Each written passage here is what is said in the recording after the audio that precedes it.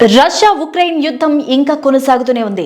అయితే ఓ సంచలన అప్డేట్ ఈ మధ్య కాలంలో వెలుగులోకి వచ్చింది.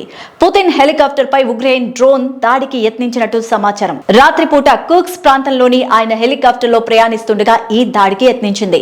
దీంతో వెంటనే అప్రమత్తమైన రష్యన్ ఆర్మీ ఉక్రెయిన్ డ్రోన్ ను కూల్చివేసింది. అధ్యక్షుడు పుతిన్ ఈ ప్రమాదం నుంచి త్రుటిలో తప్పించుకున్నారు. పుతిన్ హెలికాప్టర్ పై ఉక్రెయిన్ దాడికి యత్నించడం ప్రపంచవ్యాప్తంగా సంచలనం రేపుతోంది. పుతిన్ హెలికాప్టర్ పై డ్రోన్ దాడి చేసేందుకు ఉక్రెయిన్ యత్నించిందని రష్యన్ అధికారులు కూడా చెప్తున్నారు.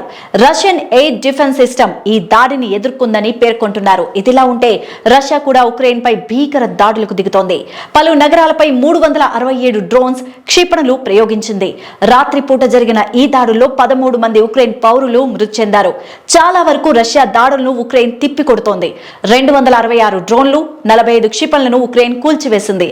కానీ ఈ దాడుల్లో కానికైవ్, ఖార్కివ్, మెకోలైవ్, టెర్నోపిల్, క్వైలింటి అలాంటి నగరాలన్నీ భారీగా నష్టపోయాయి. డజన్ల కొద్దీ గాయపడ్డారు. 2 రోజుల్లోనే రష్యా ఉక్రెయిన్ పై 2 సార్లు వైమానిక దాడులకు పాల్పడింది. దీంతో రష్యాపై అమెరికా ఆంక్షలు విధించాలని జెలెన్స్కీ పిలుపునిచ్చారు.